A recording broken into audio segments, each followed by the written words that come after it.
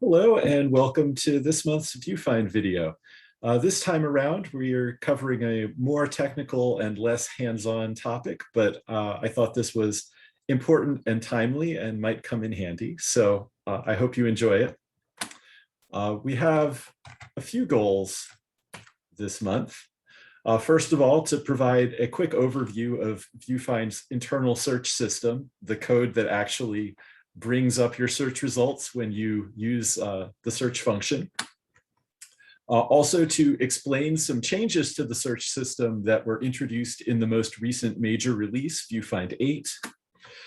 And to provide guidance so that if you have done local customizations related to the search system, you can accommodate our new changes and be aware of some things that are coming up in the future in VuFind 9. So first, a little bit of background. The current search system in VuFind has been in place more or less unchanged since the 2.0 release in 2013. It was designed to replace the logic that was in VuFind 1, which was much harder to understand and less extensible. Of course, nothing is perfect, and that's why the most recent release, 8.0, addressed some shortcomings of the existing system. So first of all, let's talk a little bit about how the system is designed. There are a few key design principles that were used to build this. First of all, separation of concerns. As I mentioned, in the very early versions of VuFind, the search code was quite monolithic and hard to follow. And so this system was designed in direct response to that. Rather than one big class that does lots of things, we have many smaller classes with distinct responsibilities that interact with one another. So, one class to parse user parameters and create a search query, another one to connect to the actual API that does the searching, et cetera, et cetera. We also make a distinction between general purpose code, which is stored in the VuFind search namespace, all one word, and which is sort of the most reusable part of the system and the most abstract, versus application-specific integration code, which is in the VuFind \search namespace, which is where the VuFind application actually makes use of the searching system. Another main design principle here is parameter aggregation. So there's a class called parambag, which is a container for parameters. And when you do a Solr search, for example, a number of pieces of code add parameters to the parambag, and these all get sent to Solr to perform the search. The idea here is that we build up our search query with different components working on different aspects of that. Obviously, the biggest part is building the actual search query language that retrieves records. But there are other things in Solr like spell checking and recommendations. And we can have different pieces of code all adding parameters to the parambag and doing their distinct functions. So parameter aggregation helps with separation of concerns. If you've worked with any middleware-based frameworks, you might be familiar with this kind of approach. The final key piece of the design is the idea of events as extension points. So all of the search system code is event-driven. There are three major events that get triggered by the search service at different points in time. And these events can be hooked by code, which then responds to the events and does things. The three key events are the resolve event, which is how the search system figures out which search backend to use for searching. Generally, you wouldn't be customizing this, but you could if you wanted to override things in a particular way. And the two more important events, pre and post. So the pre event is triggered before we interact with the search backend. And this is an opportunity to do more parameter aggregation or change parameters, process data before the search occurs. And of course, post is the mirror image of that. This event triggers after the search has occurred and is an opportunity to manipulate and format the search response. So all of our separate components hook these events in order to use parameter aggregation to build a request and process a response. And through all of that, VuFind searching occurs. And because of the way it's designed, these individual components can be overridden or extended. So if you want to customize something, it's possible to focus in fairly narrowly on what you want to customize without having to touch all the many moving parts of this quite complex system. So there are a few key classes and interfaces that it's good to know about if you're working with the search system. Of course, the biggest one is the top level VuFind search service. This is the class that manages the whole search process. This is what is triggering the events and sort of making it all happen. So when you perform any action with the search system, you're doing it through the search service. Also important is the VuFind search backend interface. I've used the word backend several times already, and this just refers to the code that interfaces with a particular search system. VuFind is designed to aggregate search results from a number of different platforms, and that's all made possible by the flexibility of the search system and the fact that we have backends implemented for multiple services, whether that be Solr or various third-party APIs. They all work through the search service using the same mechanisms and the same interface. Another key class is the query builder. And while there is no rule that every backend needs to have its query builder, it's a pattern that you'll find in the code that most of them do. The query builder simply being a piece of code which takes a VuFind search query interface object and turns it into a param bag. The query interface just defines some classes used to represent user searches, essentially a container for the search terms and the field being searched, or for a more complex combination of these if an advanced search is being performed. And so it makes sense to have code that takes this abstract representation of a search and turns it into concrete parameters that can be sent to an API to actually perform a search. Another detail that you'll find in all of the backends, though there's not a strict rule about how it needs to be designed, is a connector, which is just the class that handles the actual communication. In theory, you could put everything directly in the backend, and that would be fine. But again, for separation of concerns, it's often helpful to design the backend as glue code between the search service and some more abstract code that handles actual over-the-wire communication. In most cases, the connector is something that's part of VuFind itself, but in a couple of cases, we use third-party libraries as connectors. For example, in the case of the Summon API, where a PHP connector is provided as a third-party project. That is, of course, a very quick summary of the search system. If you want a deeper dive, including kind of a step-by-step walkthrough of how a search takes place, you might want to watch my video from the 2013 VuFind Summit, where the search system was introduced. That goes into a bit more depth than I've been able to here, and it is still very relevant even with the changes I am about to discuss. And I'll include that link in the video notes. So, as I say, nothing is perfect. So what are the problems with this search system? The first is that its scope is fairly rigid.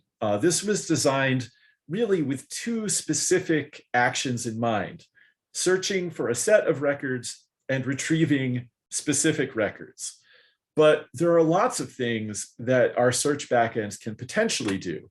So, for example, there's a service called Browsine, which is able to look up information about particular DOIs. This is a very narrowly focused, specific service that perhaps doesn't even have an equivalent in any other backend. But if I want to access that through the search service, where do I put it? So that's one major issue with the current or the pre-8.0 design.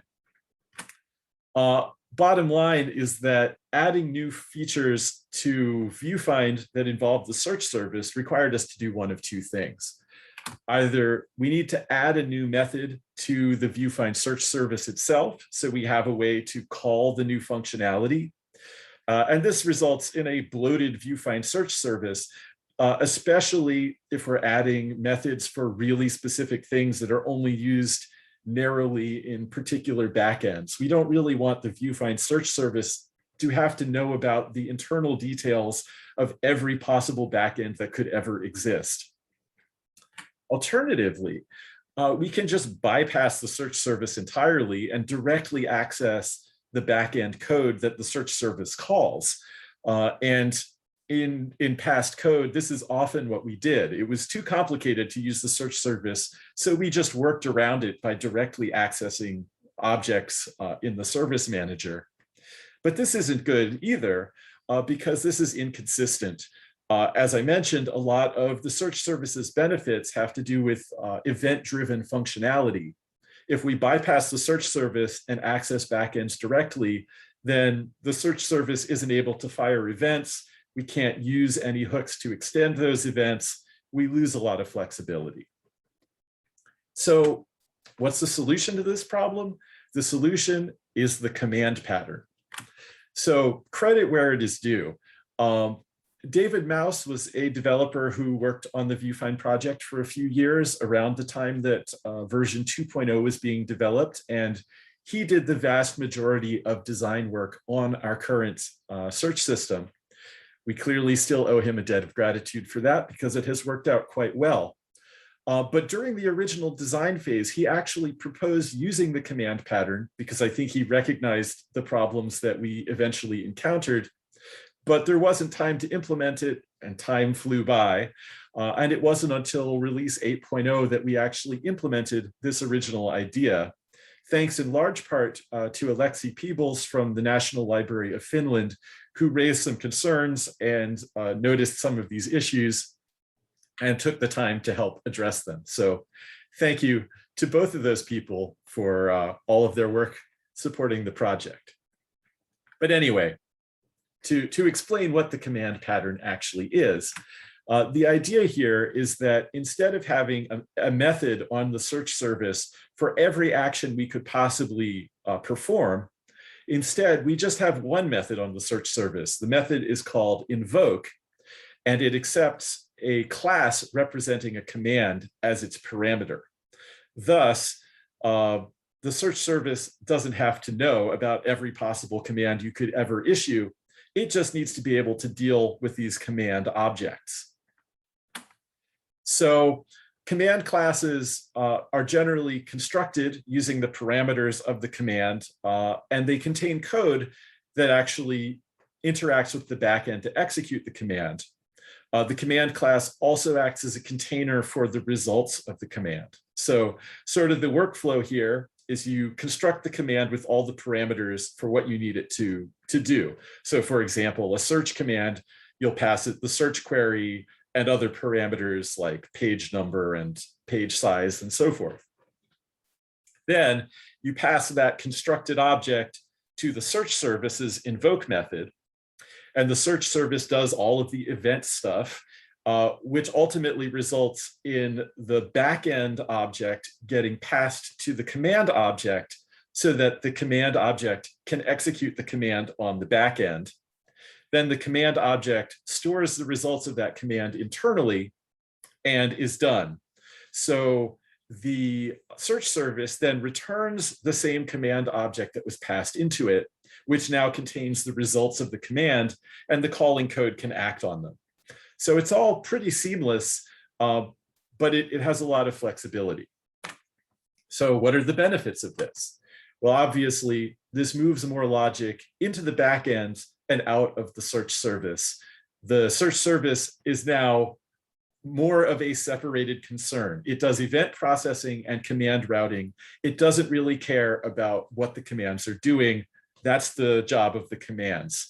It makes this a lot more focused. It also reduces the amount of plumbing needed to add new search features. Previously, you might potentially have to add a new method to a connector, then add a new method to the backend to call that connector, then add a new method to the search service, and then call the search service method. I wouldn't say that using commands actually reduces the amount of code that you're creating, because you still have to deal with backends and connectors, and you have to write a command class to process the command. But it just feels cleaner to me that the command objects are somewhat standalone and we're not wiring everything explicitly through the search service. It also streamlines and centralizes parameter processing in event handling code. So if you're trying to act on an event, you create listener code that responds to the event. And previously, depending on what action you were listening for, you might have any number of different parameters in the event object that you would have to extract and work with. With the command pattern, all we really need to put into the event is the command object, and then your listener code can interact directly with the command. You can look at the class of the command to figure out what command is being passed, so you can specifically target specific events. And since the command object is a class, it can have any kind of methods that you need. So you can create functionality there for changing and adding and removing parameters specific to the needs of the command that you're executing. It just makes things a little bit more targeted and a little more contained. Of course, a theme here is that nothing is perfect, and the command pattern itself is not perfect. There are some challenges here that we need to think about. One of the biggest ones is that it is easy and tempting to put too much logic into commands. If you're writing a new command, you really need to think about the intent of the command pattern. The command class is just meant to be sort of a carrier of parameters and responses. It's not intended to do a lot of logic, but you could, because when your command executes, it's given access to the backend. So you could theoretically write a command that has a whole lot of processing logic and does a whole lot of work in it, and that would function. But I think logically that gets you into some troublesome territory. I think the goal in designing commands should be to put most of the logic in your search backend and limit your command to simply passing parameters and executing that. And this, again, is just about separation of concerns. The backend is where the backend processing logic is intended to live. The command is just a carrier. Of course, another challenge here is that commands make this already complex and abstract system a little more complex and abstract, and perhaps a little bit harder to learn, which is why I'm recording a video talking about it in an effort to help with some of that. We'll see if that's actually helpful, but I hope it is. Finally, we need to make decisions about where the command classes we create live within VuFind's modules and namespaces. As I alluded to earlier, there are some commands that are very backend specific and probably will only ever be used with one particular system, whereas there are others that are quite global and could apply in many places. So you sort of have to think about, if you're introducing a new command, is this something universal that belongs in sort of a high level namespace, or does it belong inside a particular backend because that is the only place where it will ever be used? I anticipate over time, some commands may begin life as backend specific and then end up getting moved up as we discover that there are in fact commonalities between multiple systems. So let's get into just a few more specifics about the command classes. There are a few interfaces and abstract classes that you should be aware of if you're looking to add a new command to the system. First of all commands need to conform to VuFind search command interface. And this is just the interface for the obvious basic functionality of a command. It needs to know whether it has executed yet. It needs to have a way of storing the response that is the result of the command. etc. It's pretty lightweight. There's also a VuFind search command abstract base class, which implements useful defaults for some of the methods defined in the command interface. You can save yourself a little bit of time by using this. And then one more useful abstract class is VuFind search command call method command. This extends abstract base with some logic that's built around the assumption that your command just needs to call a method on the back end. So most of the commands that ship with VuFind are actually subclasses of call method command. And so the idea here is that you specify in your constructor what method is going to be called and some rules around how it's going to get called. Then your subclass of call method command is mainly interested in managing the parameters to that command and can rely on the parent class for actually doing the work of calling the backend, storing the results, etc. This results in some very simple, lightweight classes. If you want to add a method to the backend and call it, just extend call method command, and you have a quick way to get your command object created. There are also a couple of useful traits. There's the VuFind search command feature query offset limit trait, and in the same namespace, the record identifier trait. These are both traits for dealing with commonly used parameters. So if you have something with an offset and limit, or if you have something that relies on a record ID, you can use these traits and they just give you getters and setters, so you don't have to define them over and over again. And if you're interested in an example, I would suggest take a look at the VuFind search command. This is the command that is used for performing searches, the most common function of the search backend. It's a subclass of the call method command. And if you look at it, I think you'll get some idea of how all of these things work.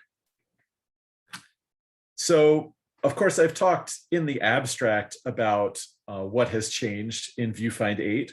But let's go into a little bit more specific detail, since this may impact your local custom code.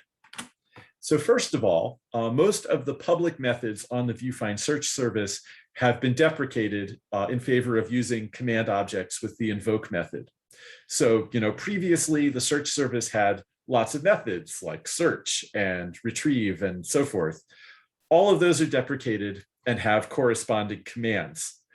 In VuFind 8, these methods are still in use because we're looking to sort of smooth the transition and not break too much custom code all at once, but they are going to go away in VuFind 9. So be prepared to stop using them in the future. Additionally, event parameters and targets have changed.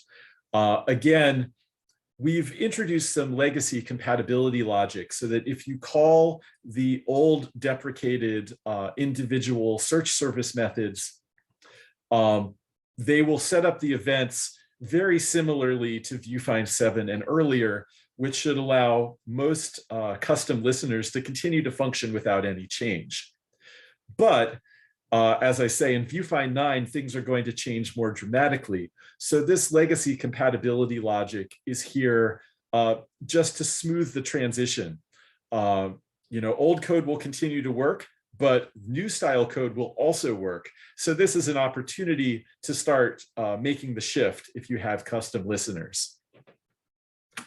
Another important change is that all code in VuFind which bypassed the search service and directly accessed the backend objects through the backend manager has been refactored to use commands. So you can now more reliably use events to hook actions, and all of our sort of cheating has been removed. So what do you need to do? A couple things. First of all, revise your custom listeners to interact with the command object, which is, as I mentioned, in the event's command parameter, instead of using legacy event parameters. So right now in VuFind 8, all of the events are going to have the legacy parameters and the command parameter, but all of the information in the legacy event parameters is also available through the command object. So you should be able to refactor your code to just replace all the legacy stuff with direct interaction with the command, and then you're good to go. And when we upgrade to VuFind 9 and take away the legacy parameters, your code won't need to be touched again. We're just giving you a window of time where this upgrade is not absolutely essential. It's just highly recommended. The other thing to do is avoid that anti-pattern of directly accessing search backends instead of sending commands. Just use a command to access a method on the back end. If you're not sure whether you're doing this or not, I recommend searching your custom code for the backend manager, because the easiest way to cheat and get directly to a backend is to pull the backend manager out of the service manager and then pull backends out of it. That is how the core code used to do this cheating. So if you're not referencing the backend manager anywhere, you should be in good shape. You don't need to change anything. But if you are, look at that code, find a better way.